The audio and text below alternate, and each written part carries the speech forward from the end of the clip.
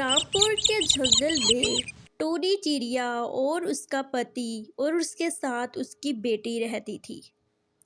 एक दिन उसका पति काफ़ी बीमार पड़ गया और कुछ दिनों के बाद उसका देहांत हो गया। टोनी चिड़िया और उसकी बेटी अकेली रह जाती है। घर में खाने के लिए दाने ख़त्म हो जाते हैं तो टोनी चिड़िया अपनी बेटी को कहती है, शबनम, घर में खाने के लिए दाने खत्म हो गए हैं। बेटा, अब मैं बाहर जाके दाना ढूंढने जा रही हूँ। तुम अपना ख्याल रखना और घर के अंदर ही रहना। अगर कोई बुलाए तो बिल्कुल भी ना जाना। जब तक मैं ना आऊँ तो खेलने भी नहीं जाना। ठीक है माँ, कोई भी बुलाएगा मैं बिल्कुल भी नहीं जाऊंगी। जब आप आएंगे तो तब मैं खेलने जाऊंगी। माँ, आप जाए, मेरे लिए दाना लेके आए। ठीक है बेटा, अब मैं जाती हूँ और जल्दी से घर आती हूँ। इस तरह टोनी चिड़िया दाने की तलाश में घर से निकल पड़ती है और यहाँ वहाँ भटकती रहती है। शबनम अकेली घर में बैठी होती है कि मिट्ठू तोता आ जाता है। शबनम, तुम घर में अकेली क्या कर रही हो? चलो हम बाहर खेलने चलते हैं। देखो, आज मौसम भी बहुत प्यारा है और मज़ा आएगा खेलने में। चलो शबनम, चलते हैं। मैं तुम्हारे साथ तो खेलने के लिए चल पड़ती, लेकिन माँ ने कहा है जब मैं आऊंगी तो तब जाना खेलने। ऐसे में कैसे चलूं? तुम भी बताओ मिट्ठू तोता। हम पास में ही खेलेंगे। माँ के आने से हम पहले ही घर आ जाएंगे। माँ को पता भी नहीं चलेगा। देखो ना, मौसम है सुहाना, खेलने का है बहाना। चलो ना।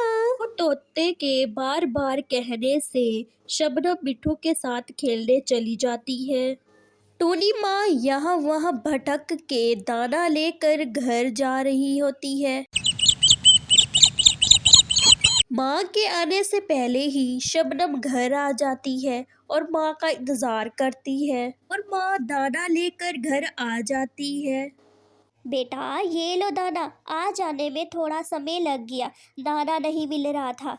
बेटा, तुम घर बैठे बैठे बोर हो गई होगी ना? मुझे पता है, मैं कल से जल्दी आ जाया करूँगी।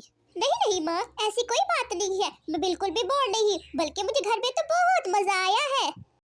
टोनी माँ और शबनम दाना खा के सो जाती है और सुबह सुबह माँ दाने की तलाश में चली जाती है और शबनम मिट्ठू के साथ खेलने चली जाती है। और माँ के घर आने से पहले शबनम घर आ जाती और फिर माँ आ जाती। बेटा, ये लो गेहूं के दाने, खा लो और जल्दी से सो जाओ। माँ, मैं गेहूं के दाने खा खा के थक गई हूँ। अब मुझे और गेहूं के दाने नहीं चाहिए। माँ, कल से चने वाले दाने लेके आइएगा, वो मुझे बहुत पसंद है। ठीक है बेटा, मैं कल से चने वाले दाने ही लेके आऊंगी, लेकिन ये अभी जल्दी जल्दी से खा लो। टोनी माँ अपनी बेटी की फरमाइश पूरी करने के लिए रामू काका के पास आती है और रामू काका से कहती है, मेरी बेटी गेहूं के दाने खा खा के थक गई है और उसने मुझसे फरमाइश की है कि मुझे चने वाले दाने चाहिए। क्या आप मुझे थोड़े से चने वाले दाने दे सकते हैं? मैं तुम्हें चने वाले दाने ज़रूर दूंगा, लेकिन एक शर्त पर। तुम मेरी ज़मीन से सारा कचरा निकाल दो, फिर मैं तुम्हें चने वाले दाल दे दूंगा। लेकिन रामू काका, ये कैसे? आपकी ज़मीन पे तो सारे कांटे पड़े हुए हैं और वो कांटे मुझे लग जाएंगे। चने वाले दाने अगर लेने हैं तो ये काम करना पड़ेगा, वरना मैं तुम्हें चने वाले दाने नहीं दूंगा। तुम सोच लो। टोनी माँ थोड़ी देर सोचती है और रामू काका को कहती है, ठीक है, मैं अपनी बेटी के लिए ये काम कर लूँगी। आप मुझे ज़मीन दिखा दे, मैं जल्दी से काम करके फिर मैं घर जाऊँ। टोनी माँ अपनी बेटी की खुशी की खातिर कांटों से भरी हुई जमीन में काम करती है और काफ़ी कांटे टूनी माँ को लग जाते हैं और लहू लुहान हो जाती है। काम खत्म होने के बाद रामू काका टूनी चिड़िया को चने वाला दाना देता है और टूनी माँ घर चली जाती है।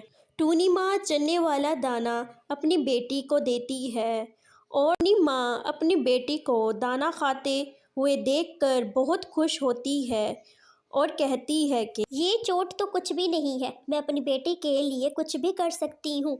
मेरी सारी खुशियाँ तो मेरी बेटी के लिए हैं।